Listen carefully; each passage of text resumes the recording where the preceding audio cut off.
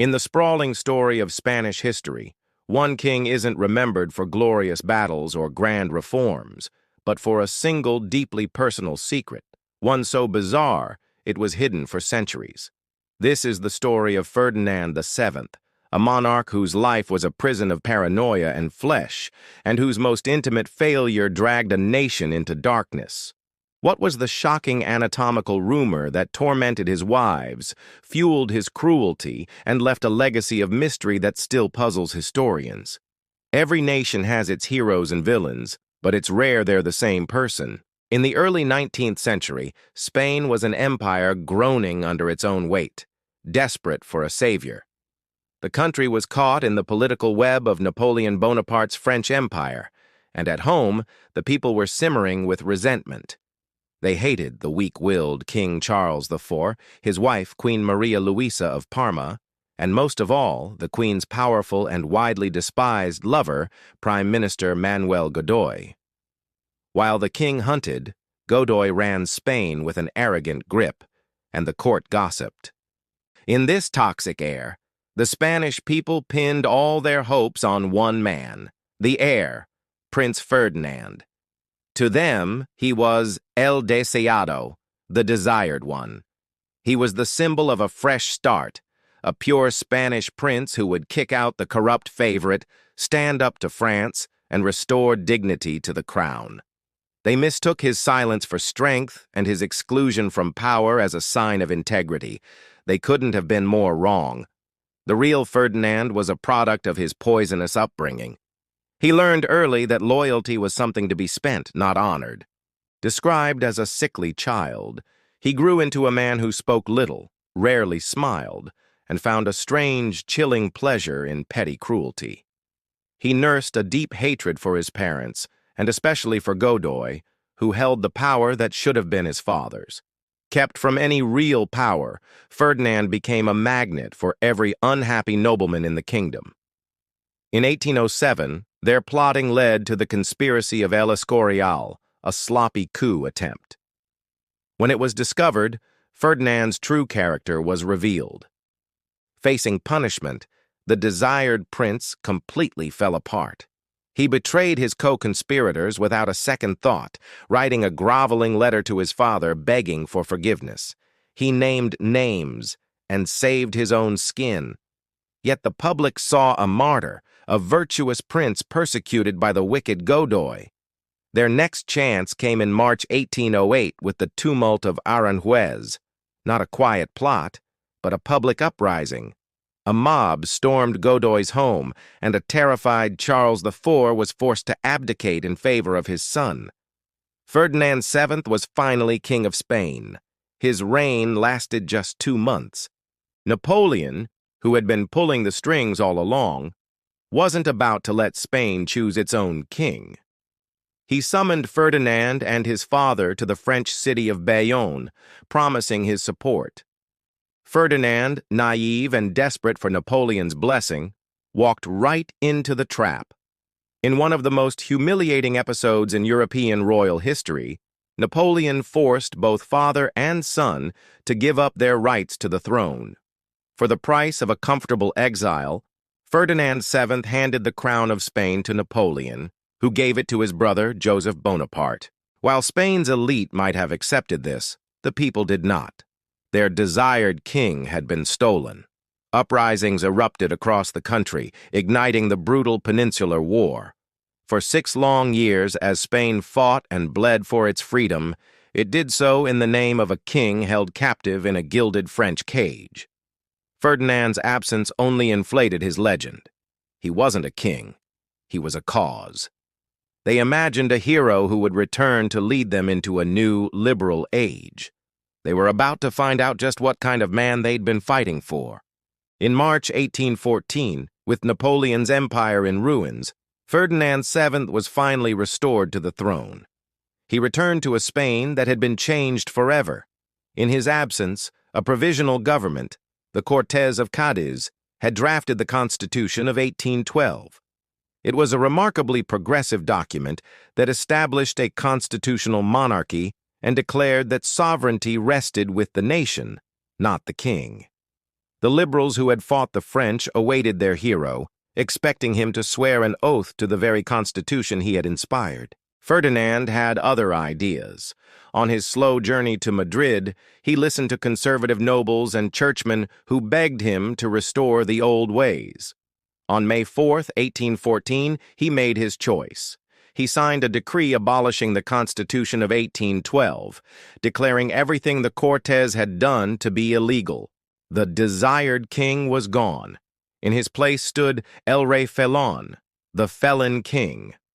A wave of brutal repression swept the country. The same liberals who had fought in his name were now enemies of the state, hunted, imprisoned, and executed. He silenced the press, purged universities, and crushed any hint of opposition. He also restored many reactionary institutions, and while the Spanish Inquisition was not fully reinstated to its former power before its final abolition in 1834, he allowed it to resume some activities. Ferdinand's personal vengeance had become national policy. His rule began what would be known as the ominous decade, but the political terror he unleashed was mirrored by a private terror inside his own palace. Ferdinand's cruelty as a king was matched only by his dysfunction as a man. His personal life was a mess of tragedy and a desperate, all-consuming obsession, producing a male heir. He would marry 4 times, and each marriage was a grim story of royal misery. His first wife, his cousin Maria Antonia of Naples and Sicily, reportedly despised him. Married in 1802, she was intelligent and witty. He was boorish, and according to his mother-in-law, an absolute blockhead. The marriage was childless, with 2 pregnancies ending in miscarriages. When she died suddenly in 1806 at just 21, rumors of poison swirled but were never proven. A decade later, after his return to Spain, the 32-year-old king married his niece, Maria Isabel of Portugal. Tragedy struck again. Their first daughter died at 5 months, and a second pregnancy ended with a stillborn child, an ordeal that also killed the queen. Accounts from the era suggest Ferdinand's reaction was shocking. Paranoid, he became convinced they were murdered and ordered multiple gruesome autopsies on his wife's body, desperate to find a plot that existed only in his head. His third marriage in 1819 was to Maria Josefa Amalia of Saxony, who was just 15 to his 35. Intensely pious and reportedly horrified by the physical side of marriage, this union was perhaps the most psychologically difficult. For a king obsessed with having an heir, a wife who resisted him was a unique torment. Their marriage was an unhappy, childless decade, and by 1829, Maria Josefa was also dead. 3 wives, 3 failures, the court whispered. The nation worried. Ferdinand's paranoia and cruelty only deepened. He saw enemies everywhere, reportedly keeping lists of people he suspected of mocking him. The whispers weren't just about his temper, though. They were about a far more shocking and closely guarded secret. Why did Ferdinand fail for so long to produce an heir?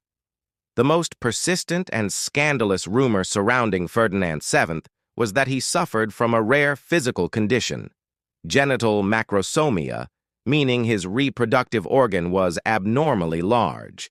The French writer Prosper Mérimée, who had access to court insiders, described it with lurid detail. This rumor became the skeleton key to the other mysteries of his reign. It seemed to explain the terror of his young bride, Maria Josefa, the physical and psychological trauma his wives may have endured, and the extreme difficulty in conceiving. It offered a physical reason for his massive insecurity and his violent rage at a body that had failed its most basic kingly duty. It's crucial to state that this claim is based on gossip and anecdote. Most historians today are highly skeptical and treat it as a lurid myth. Still, the power of the rumor can't be denied. In a monarchy, the king's body is a symbol of the nation. His ability to produce an heir guarantees stability. Ferdinand's personal dysfunction thus became a national problem. His deep-seated insecurity likely fueled his political tyranny. A man who felt powerless in his own body sought absolute control over his kingdom.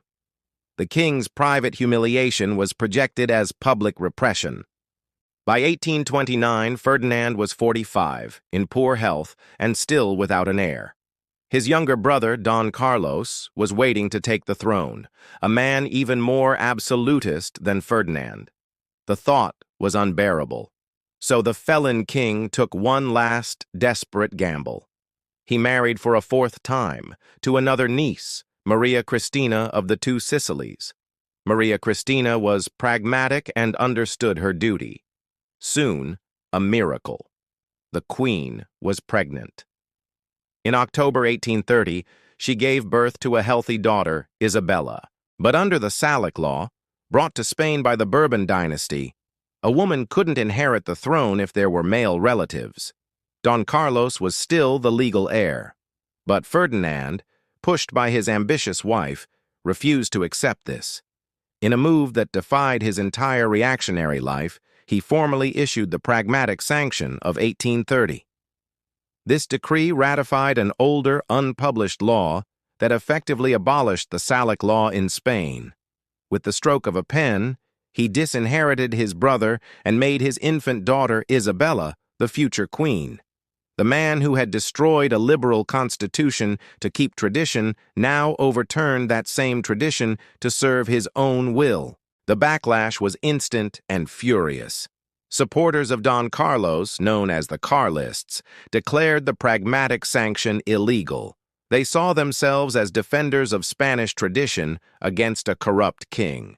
Spain was fracturing along a fault line Ferdinand himself had created. As Ferdinand's health failed, the kingdom held its breath. He died on September 29, 1833. His death lit the fuse. His 3-year-old daughter was proclaimed Queen Isabella II, with her mother as regent. Don Carlos immediately declared himself the legitimate king. The First Carlist War erupted almost instantly. Ferdinand's final selfish act plunged Spain into a brutal civil war that kicked off a century of bitter division and intermittent conflict. Brother fought brother in a struggle rooted in the succession crisis he had engineered. And what of the king himself? His death spawned one final macabre legend, that the source of all his torment, his preserved genitals, was placed in a jar of formaldehyde. While historians dismiss this as a myth, the story's persistence says everything about his reign, a tale of grotesque obsession and private dysfunction made public. Whether fact or fiction, the jar became a symbol for a king who, in trying to preserve his legacy, only managed to preserve his humiliation. So how should we remember Ferdinand VII? He's a man of shocking contradictions. He was the desired, who became the felon king, his country's tormentor. He was a symbol of resistance, who then betrayed everyone who fought for him.